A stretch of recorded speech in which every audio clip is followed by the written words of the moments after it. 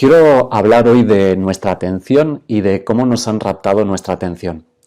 Quiero hablar de economía de la atención, quiero hablar de qué es la atención, qué repercusiones tiene que nos hayan raptado la atención y qué elementos tiene la atención que me parece importante para entender las repercusiones que tiene otra vez este rapto de la atención.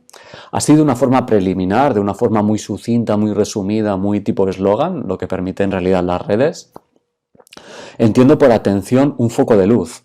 Es el foco de luz que yo dirijo hacia un lugar, sea porque me interesa, sea porque me interpela de alguna forma, y gracias a ese poner luz, gracias a ese dirigir la mirada hacia ese lugar, que puede ser externo o puede ser interno, yo, gracias a ese poner el foco de luz, puedo ser consciente, puedo conocer aquello que me está interesando o me está interpelando. Ya digo, puede ser del mundo externo o puede ser de mi mundo interno. Gracias a esta sucinta definición, podemos intuir la importancia que tiene la atención. Donde pongo la atención, primeramente, es donde estoy. Si pongo la atención hacia ahí, estoy yendo hacia ahí. Donde pongo la atención es también lo que conozco, de lo que me doy cuenta. Y por tanto, donde no pongo la atención es en aquellas cosas en las que no estoy pudiendo ser consciente, no estoy pudiendo conocer. Por tanto, donde dirijo la atención, o en definitiva la atención, tiene más importancia de lo que aparentemente podamos pensar.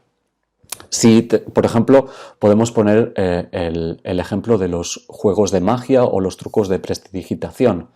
En los trucos de magia, en realidad lo que estamos hablando es de una manipulación. Los trucos de magia se fundamentan en una manipulación en donde el mago, a través de raptar, a través de captar nuestra atención y el de distraernos captando nuestra atención, nos cuela sin que nosotros nos demos cuenta el truco de magia. Por tanto, los trucos de magia, a través del juego, no están basándose en otra cosa que en la manipulación.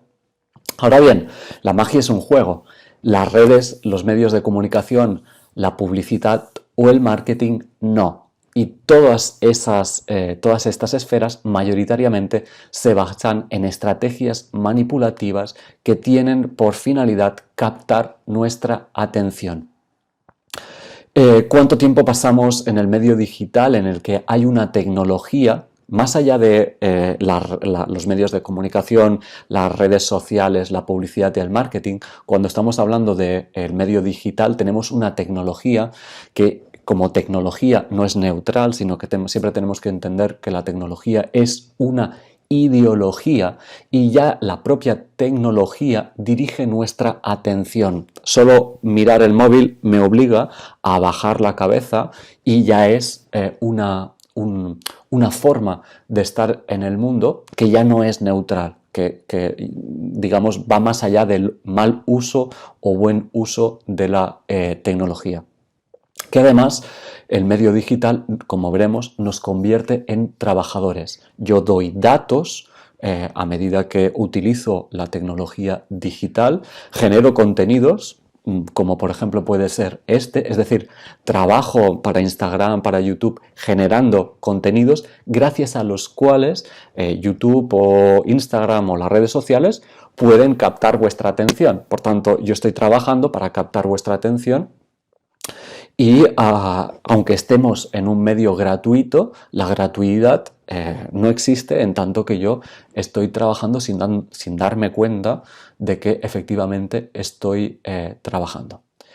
Teniendo estos preliminares en cuenta, tenemos que tener también en cuenta que para hacer las cosas que importan, para darme cuenta de las cosas que importan, primero tengo que ser capaz de poner la atención en aquello que importa. Y en nuestro presente, a día de hoy, si poner la atención generalmente ya ha sido una cosa difícil, poner atención a día de hoy es una cosa que es una actividad, una acción que es muy difícil. Tenemos que tener en cuenta que nuestro presente se articula a través de la economía de la atención.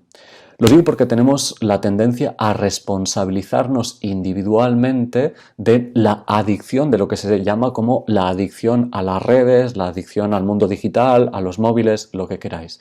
Como si fuera nuestra adicción lo problemático, olvidando que nuestra adicción a la tecnología, nuestra adicción a las redes o al mundo digital en concreto, es una adicción provocada, porque es un negocio. Hay que entender que la publicidad, las series, internet, las redes sociales su negocio se basa en secuestrar nuestra atención y que además son plataformas que aglutinan muchísimo dinero y que por tanto trabajan para hacer eso posible a través del neuromarketing o lo que queráis. Por eso tenemos que hablar ya de una economía de la atención. ¿Y por qué tenemos que hablar de una economía de la atención? Porque la economía ya no es solo de bienes materiales, sino que la economía se ha hibridado también con los bienes inmateriales. Y los bienes inmateriales son el contenido digital, la información o, por ejemplo, el Big Data. Y además, dentro de la saturación de los bienes materiales y de la diversificación del mercado, lo que se ha hecho más valioso es captar la atención. Porque cuando captamos la atención de alguien, tenemos ese alguien para conducirlo hacia un proceso de venta, de compra, o hacia un proceso en el que vamos recogiendo los biodatos de su actividad. Y eso es fundamental. Por tanto, me parece un eufemismo que entender que las redes sociales o el mundo digital simplemente captan la atención. Eso que en inglés se nombra como el to engage. Diría que más que captar la atención, lo que buscan las redes es captar y a la vez atrapar.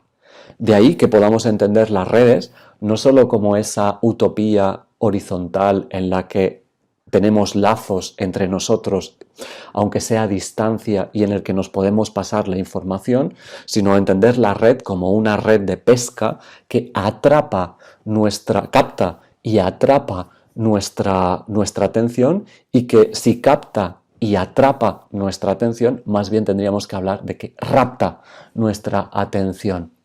Porque ¿hasta qué punto hay una voluntad libre del individuo en esa captación? ¿No? Somos conscientes de la enorme cantidad de dinero que las empresas utilizan para captar ese dinero, y además somos conscientes de la enorme cantidad de contenido que cada uno de nosotros de una forma gratuita, como este vídeo, estamos haciendo para captar nuestra atención de una forma permanente. Por tanto, a través de la economía de la atención podemos entender que hay una explotación de nuestra atención. Esta explotación de la atención, además, se externaliza, se totaliza para todo nuestro tiempo, es decir, estamos continuamente trabajando a través de nuestra atención, porque la atención también la tenemos que entender como un trabajo que implica una constante elección y descarte de aquello que no me interesa. Cuando yo estoy atendiendo, a la vez hay una parte de mí que está desatendiendo otros estímulos, y que para desatender esos otros estímulos necesito ir haciendo un proceso continuo de selección. Por eso la atención demanda un esfuerzo. Y además la atención es un bien escaso. Yo solo puedo atender una sola cosa a la vez. Por tanto, eso ya muestra mi escasez. Pero además la atención no se puede acumular. Es decir, si yo quiero llamar la atención, de nada me va a servir la atención que acumulé ayer, sino que hoy voy a tener que hacer otra acción para generar esta captación de atención.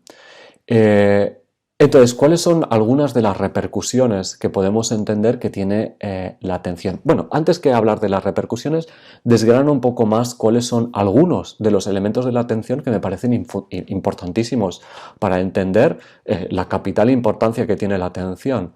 Elementos de la atención como, por ejemplo, la dirección. Es la capacidad y la libertad de dirigir la atención. Y ahí abro preguntas. ¿Qué libertad de elección tenemos en la elección de redes? Tenemos unas redes muy concretas. ¿Qué libertad tenemos en la gestión de las redes? ¿Y qué capacidad de direccionalidad tenemos con la velocidad con la que hoy va la información? Es decir, ahí no sé si tenemos mucha capacidad de dirección. Otro elemento de la atención es la concentración, la capacidad de mantener la atención sostenida en el tiempo que nos permita en ese estar sostenido en el tiempo una profundización. Si no tenemos capacidad de concentración, no tenemos capacidad de profundización. Y eso vale para la actividad en las redes, pero luego, digamos, la actividad en las redes, en la que ahora lo hablaré con una de las repercusiones, la fragmentación de la atención, estamos hablando de información muy concisa y muy rápida y que cambia muy rápidamente, me hace ejercitarme en un tipo de atención superficial, fragmentaria, por ejemplo, que es la misma que puedo dedicar luego a una persona, en la que fácilmente me pueda aburrir porque no tengo la capacidad, no tengo la musculatura para sostener una conversación y profundizar, por ejemplo, en un lazo afectivo. Dirección, concentración, memoria, la capacidad de recordar las cosas a las que ponemos atención, cuando esa atención es de calidad. Una pequeña reflexión en este caso, de todo lo que vistes ayer en las redes, ¿de qué te acuerdas? Vale, podríamos pensar, bueno, el contenido de las redes no merece ser recordado. Sí, pero la cantidad de tiempo que pasamos en las redes es cantidad de vida. ¿De qué cantidad de vida nos estamos acordando luego? Y luego, finalmente, un elemento también importantísimo de la atención, del que ya he hecho hincapié, es la conciencia. Es decir, gracias a la atención puedo ser consciente de mí mismo. Si esa atención la tengo fragmentada, si esa atención la tengo hacia afuera, especialmente en el mundo digital, ¿qué tipo de conciencia tengo de mí mismo? Si no tengo conciencia de mí mismo, si no puedo profundizar en mí mismo, ¿cómo puedo darme cuenta de aquello que me afecta? ¿Cómo puedo darme cuenta del malestar? ¿Cómo puedo, por tanto, hacer un camino de emanciparme o de criticar aquello que me está afectando? Por tanto, alguna de las repercusiones, ya paso a las repercusiones, está siendo un vídeo muy rápido, evidentemente, por la dinámica de las redes, pero ¿cuáles son algunas de las repercusiones? Creo que a día de hoy podemos entender la atención como una chispa, en la medida en que es fragmentaria, en la medida en que busca lo emocional, no lo sentimental, no el sentimiento, sino la emoción.